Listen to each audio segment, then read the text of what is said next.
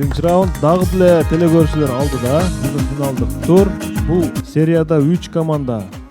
Кудайберди Ташиев, Семетей Амиралиев, Сагым Маманов үчөөсүнөн жеңишке жетишкен. Бирок эң алдыңкы көрсөткүч Семетей Амиралиевде болчу. Демек, ошон үчүн дагы бул команда бүгүн финалда ойноп турат.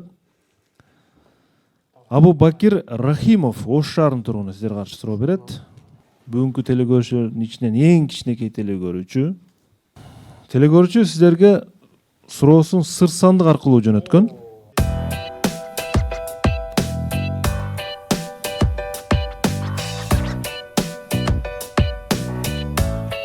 Марат мырза, сыр сандыктын ичиндеги нерсе жесе болобу же болбойбу? Мындай сиздин туюмдарыңыз эмне деп атат? Мен оюмча жебей турган катуу предмет болушу мүмкүн. Мүмкүн. Аны эмесе суроону угабыз. Пифагор оозу бош жана көп сүйлөгөн адамдарды сайраган сары чымчыкка окшотобор эле. Оозу бош, анан көп сүйлөгөн. Пифагор эгер сандарды, математикалык сандарды даана көрүнгөн анык нерсе десе, адамдар арасындагы ашкере азилдешкен оозу бош адамдарга болсо өтө этият баа берип, аларды чектен ашпоосу үчүн ушул сыр сандыкчанын ичиндеги нерсе менен мүнөздөгөн. Ашкере азилдешкен оозу бош адамдарды чектен ашпоосу үчүн. Алар мына ушундай болуш керек деген. Мындай болбосо жакшы болбой калат деп. Урматтуу билермандар, Пифагордун ою боюнча сыр сандыкта эмне бар? Ашып кетпейт. Буусу чыгат, бирок ашып кетпейт. Чайнек эмеспи? Сандарда да ал жагы тиешеси жок. Кукла эмеспи бул? Азилдешкен. Көп неме кылбастан. Бир накыл кеп бар да, баягы эмне дейт? Эмен сал инени сайып көрүп. Бош кумурдан катуу үн чыгат деп коет го, баягы эшинсе билген адам деле сүйлөй берет дегендейчи. Да. Туура эле. Сынып калган деп айтып отурар эле. Айнек күзгү дагы ошого. Анан ол чайнек вариантта жакшы, кайнай берет, бирок бир эме кылбайт да. Ашып кетпейт. Ашып кетпейт. Абайла Өзүнүн немесинин ичинде сактайт да, өзүнүн эмесинин ичинде сактайт. Дагы башка ашып вариант. кетпей деген маанидә бир капкага бар. Ашыкча азилдешкен, ашкерелешкен дейби? Ашыкча тумашалашкан ооба. Куурчак эмеспи? Оозу бош адамдар. Куурчак да болушу мүмкүн. Оозу бош адамдар. Бирок ошол Чайнекте ооз бар. Дагы эмнеде ооз бар? Ичи Кумрадын оозу бар. сусундук бир суюкту куя турган бир предмет. Оозу бош деди. Значит, кумрага окшош да. Сиз айткандай. Кумрада суу аз болсо чалактап капкага жок чайнек эмеспи? Чайнек. көрөк айтат. Кайнаган ашып кетет. Кайнаганда. Кумра деп бар эле. Семетей мырза, Бирок ашат да ал деле. ким жооп берет? Семетей? Урматтуу алып баруучу, бизде 3 мүнөт үнөмдөө бар, мен билгенден. 1 мүнөт үнөмдөгөн, 1 мүнөт бонус, анан 1 мүнөт ушул ордогон жардамы деген. Ошондуктан биз үнөмдөгөн мүнөттү пайдаланалы деп атабыз. Кетти минута. Термос эмеспи? Же Пифагор. Чайнек кайнаганда бирөөнү күйгүзүп коюшу мүмкүн да. Ооба. Баягы ашкер эле тамашасаң, чайнектен чыкпай ошто коюшу мүмкүн. Ойногула башка ой табалы. Ал киши ачууланып сени уруп жибериши да мүмкүн. Өзүңө да зыян болот. Ошо суунун кайноосу ичинен Ручка эмеспи? Чыккан нерсе сага атылып чыгып кетпеш керек да, ошол сыяктуу нерсе. Же китеп эмеспи? Ошондо бир ойлосоңор, только идиш аяктан чыкпай калды. Жок, Пифагор Оозу бар деп атат. Оозу бар. Оозу бош адамдар деди. Ошон Чектен чыкпай. Кандай түрдө салыштырып атат ошону. Оозу бош адамдар. Оозу бош, чайнектин оозу бош болот. Дагы Чайнектин эмне? оозу бош болот, капкага бош болот. Дагы эмненин оозу бош? Эгерде ал көп эле кайнап кетсе, адамдарга зыян келтириши мүмкүн. Ушундай болуш керек экен дептир да. Ооба. Чайнектей болсун дептирби? Андай Ушундай да маани эмнеде анда? Чайнектей болсун. жок, ошол ичиңде кайнасаң да сыртка чыга берди, сыртка чыгарсаң да анда башкаларга зыян келтирет. Башка эч ой чыкпады. Эми билбейм, Бограшевдун эмеси боюнча айтканда. Башка эч. Бекер эле кетирдик.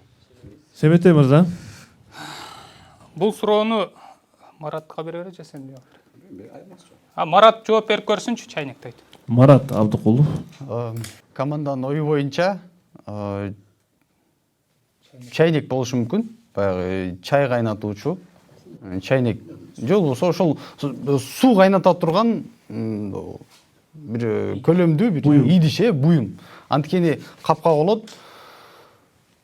эгер капкагы жок болсо ал кайнап ашып кетиши мүмкүн дагы, бирөөнү айтор жаракат алышы мүмкүн бирөө.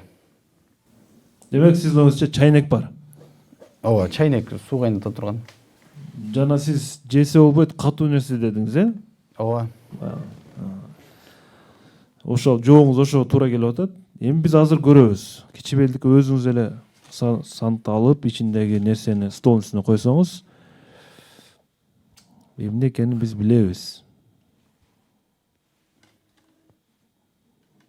Төгүп албаңыз, ичинде нерсе бар эле да. Бул туз, урматтуу билермандар. Эмне үчүн тузга салыштырып атат?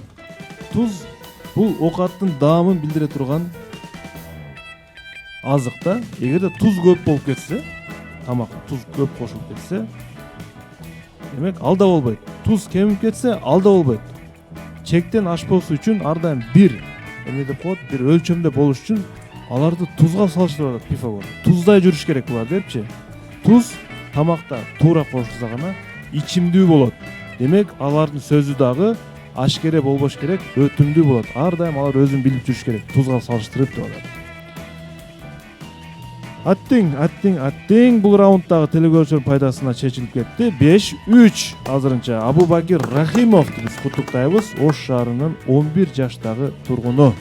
Нургелди курулуш компаниясы сунуш кылат. Салкын төр турак жай комплекси, бизнес класстагы үйлөр, эконом класстагы баа менен сиз жана сиздин үй бүлөңүз үчүн бардык ыңгайлуулукту жаратуунун үстүндө иштедик. Унааңыз үчүн жер асты жана жер үстү авто токтотмо. Балдарыңыз шаңдуу, бейкапар ойносу үчүн коопсуз аянтча. Таза абада сейилдөөңүз үчүн суу бойлой аллея, жашылдандырылган көркөм кооз теребел. Мунун баары сиздин жаркын жана ыңгайлуу жашооңуз үчүн. Нургелди курулуш компаниясы ар бир адам жайлуу жашоого акылуу. Oyun жыйынталды. Семете мырза, бүгүнкү оюн боюнча кайсы суроону сиз мына бир өзгөчө сизге жакты оюн боюнча бир пикир даярдаңыз. Ага чейин мен Бакыт мырзаны сөзгө тартайын. Бүгүнкү оюн оор болду. Финалдык беттешүү дайым жеңил болбойт. Жигиттер деле болгон аракетин жумшады. Эми бул тагдыр экен. Буга эч өкүнүштүн кереги жок. Алдыда көп финалдар болот. Буюрса, ошол Нуристан болгон күч аракетин жумшап атат.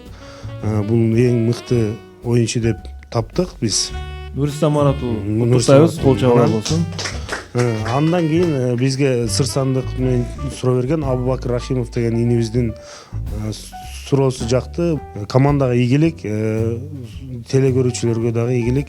Нургелди курулуш компаниясы дайыма ушундай колдоо көрсөтүүдө билерман ордо менен биргеликте иш алып барганга даяр. Чоң рахмат. Нургелди курулуш компаниясы биздин башкы өнөктөш, ар бир адам бейпил жашоого акылуу. Бакыт мырза, сизге дагы ийгилик. Демек, Абубакир Рахимов сыр сандыкта суроосу менен биздин байкоочу Бакыт мырзанын симпатиясына жетиптир. Куттуктайбыз Абубакир Рахимовду. Ал эми команда ичинен Нуристан Маратулу бүгүн өзгөчө оюн көрсөтүп, башкы демөөрчү тарабынан дагы 1000 сом акчалай утушка ээ болду Нуристан мырза. Семете мырза, Башка ниетте, башка максатта келдик эле. Тилекке каршы мына жеңилүү менен оюн аяктап калды. Маанайым орто. Жакшы деп айта албаймын. Негизи бардыгы өзүбүздүн аракетибизге, өзүбүздүн интеллектуалдык деңгээлибизге жараша болду деп ойлойм. Биз суроо берген телекөрүүчүлөргө ыраазычылык билдиребиз. Аябай мыкты, кызыктуу, бүйүр кызыткан суроолорду беришиптир. Бүгүнкү оюнда биз эң мыкты суроо деп ушул жана Бакыт мырза да өйдөдө белгилеп өттү. Абубакир Рахимов деген жигиттин Ош шаарынан туз жөнүндөгү суроосун таптык. рахмат.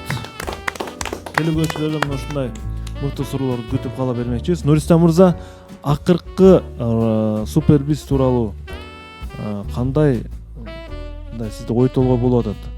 Чындыгында 3-суроо аз өзүм өкүнүп атам, эмнегедир ошол нерсесин ойлонуп көрбөгөнмүн. Себеби Рим цифрасын ар жакка жылдырып көрдүм, негизи эч окшоштура албадым, тег эле чыкпады. Тамыр Анан идеясы ошол жерде келбедиби? тамыр идеясы келбептир. Себеби буга чейин анча мынча суроолорду көрүп жүргөнбүз, тамыр идеясында балким бир кинолордон деле көрүп калганбыз.